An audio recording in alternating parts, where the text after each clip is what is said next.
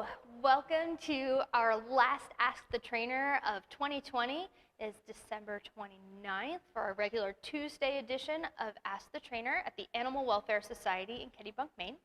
I am Dana, one of our trainers here and our Behavior and Training Program Coordinator. And today we have a couple questions that were asked by you that we're hopefully able to give you some general advice and answer today. We'll also be looking at teaching our dogs how to stay with one of our shelter dogs. So the big question that we got asked this week that's a little bit of a complicated, many pieces part of an answer is dogs who bark out the window when they see dogs, cars, people pass by. So this we usually call alert or alarm barking. Sometimes we call it territorial barking. And most of the time it is just that. It's alerting that, hey, somebody's on the property who doesn't live here. Most of the time it's a desirable behavior that we have, like, of course we want our dogs to bark when someone approaches the door who we don't know. But it does quickly turn into a nuisance behavior or something that gets old really fast. So we need to kind of identify why our dog is doing this. Is it because they are alerting you? Is it because they get attention when they do bark? Is it fear, anxiety? Are they perceiving a real threat to them? And making sure we kind of know what's going on there, and that it's, if it is just a nuisance and over alerting, that's one thing. But if they really are feeling threatened or scared, you do want to kind of dive into that a little bit deeper than what we're going to talk about today. And knowing that barking can be a self-reinforcing behavior. So your dog barks and the thing goes away. Now, your dog doesn't know that the car was going to keep driving and the people were going to keep walking and the mailman was going to leave and deliver somebody else's mail. But in your dog's mind, they bark, the threat leaves.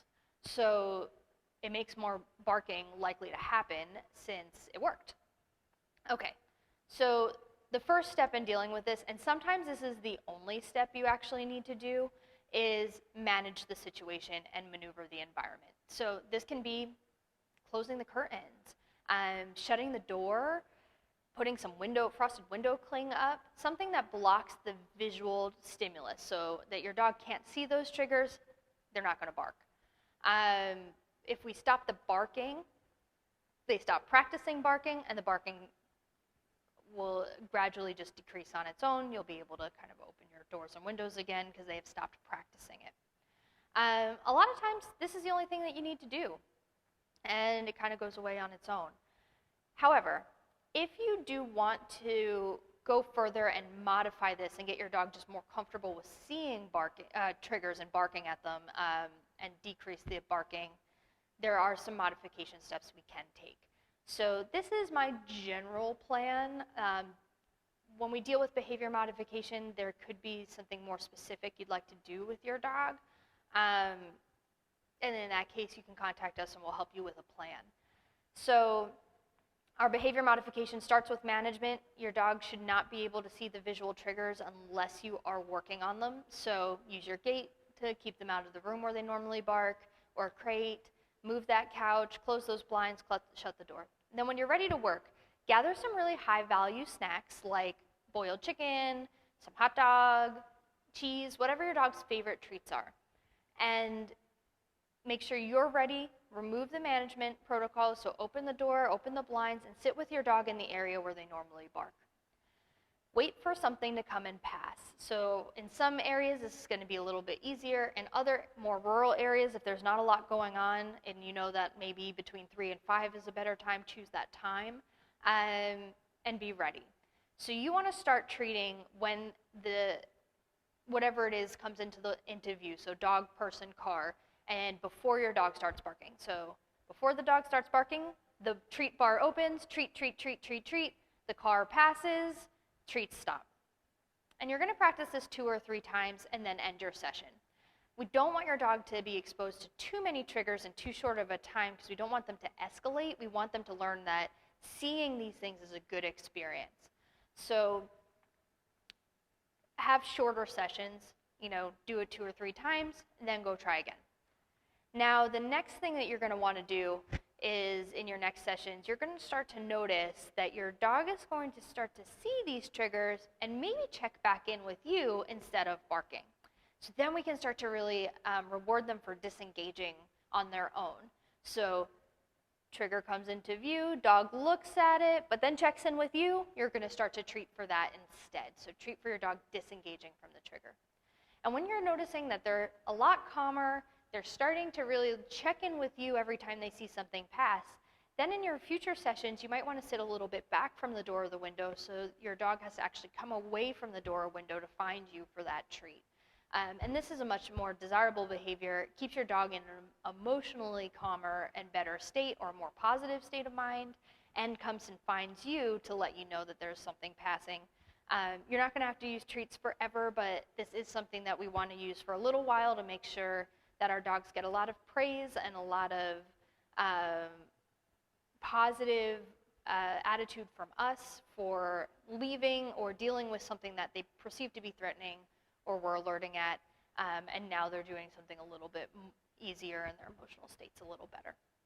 Okay, next question that we got asked this week was about dogs who are jumping up, particularly dogs who jump up on your back. So when we have big dogs, labs, mastiffs, having them jump up and hit your shoulders can send you tumbling, especially outside at this time of year. So what do we do with dogs who jump up on our backs? So firstly, we always want to identify what is happening here. So is the dog really excited because you're about to feed them? Is it when you're coming through the room? Is it first thing in the morning? When is this happening? If we know and can predict the times that this is going on, then we can have a plan for it. So it could be management like your dog stays behind a gate and doesn't have an opportunity to jump on you as soon as you walk through the door so that you get to be prepared to greet them. Same thing, waits in another room while you prepare food and put it down so that we just stop that opportunity for jumping in and getting really riled up. The next thing, so we have management there. We want to have some tools that we've trained our dogs to do and how to redirect into a different behavior other than jumping up. So I like to use a touch, which we talked about a lot. That's having your dog come touch their nose to your hand or closed fist. So if they're coming and running at you and you present your fist, they can touch that instead, and then you can kind of greet them in a more appropriate way or grab a toy and play with them, do something else. The next thing would be adding a sit-stay. So if your dog's charging at you and knows a really good sit and stay, then you can approach them and greet them when they've calmed down a little bit. Or sometimes just using a find it. So I know we talk about find it every week where we toss some treats, we ask our dogs to find it, and their attention and sniffing goes to the ground, which is pretty much the opposite of jumping. So it's a great behavior to kind of manage or get ourselves together and let our dogs practice something more appropriate than jumping. You also want to make sure that your dog is really well exercised, is getting their physical and mental needs taken care of during the day. Sometimes jumping can really be a result of this pent-up energy. So a lot of times we see it when we let our dogs out of the crate after we maybe get home from work or they've been left alone for a while. So having a plan to kind of take them out right away or make sure they're really tired before we leave in the first place can help kind of diffuse some of that excess energy. Okay, so bear with me for just a few minutes and let me go get a dog from the shelter to go work on some sit-stay with and show you how to train a stay for your dog. Okay, be right back. Okay, thanks for holding on. This is Queen. She's here at the Animal Welfare Society. She may not be soon, but she is one of our dogs up for adoption. So she doesn't know how to do stay, but we are going to teach her and teach you guys how to do a sit-stay. So the first thing is going to be to make sure your dogs know how to sit. So we're going to get her into a sitting position. Good girl. And we're going to treat right to her mouth. So this is important, the treats come right to her mouth. And I'm going to give her a few in a row here and see how she's staying, and then release. All done. Good girl. And she gets up and walks around a little bit. So to formalize this, we're going to teach a sit-stay. So stay, we're going to build duration first, then we're going to add a little distance in, and from there we might increase the distractions. So we're going to have you come over here, Queen. Queenie, come here, babe. Sit. put a stop sign out for stay, and I'm going to feed her 5 treats right to her mouth. 1, 2, 3, 4, 5, all done. So she was able to stay for the course of 5 treats, or a little bit longer. Actually, she didn't really care about being released. Since she could do that, I might go a little slower. Stay. And we're going to do 1, and I might wait a breath. 2, 3, 4, 5. All done. Good girl. So now that I know I can get a little duration out of her, I'm going to add some distance. So we're going to have her come over here and do a sit, stay, and I'm going to take a small step back and come right back into her with a treat. I'm going to keep my hand up, take that step back, come back in with a treat, and I'm doing this 5 times.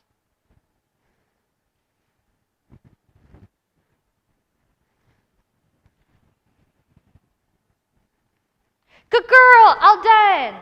So I don't repeat stay over and over unless I think my dog is going to need a reminder, but I do give that little visual hand signal again. You're a good girl, Queen. So that's how we start teaching stay, first by building duration and then by getting some distance. Once you can get about 6 feet away from your dog and back in for those 5 treats, then you can start adding some distractions like bouncing a ball, waving your arms, maybe stepping your feet really high, bending down to the ground, turning your back, all sorts of different things that you can start to add in. But build that foundation first that your dog is expecting to get the treats for staying put and then the release. That's how we teach stay. It's something you can practice at home.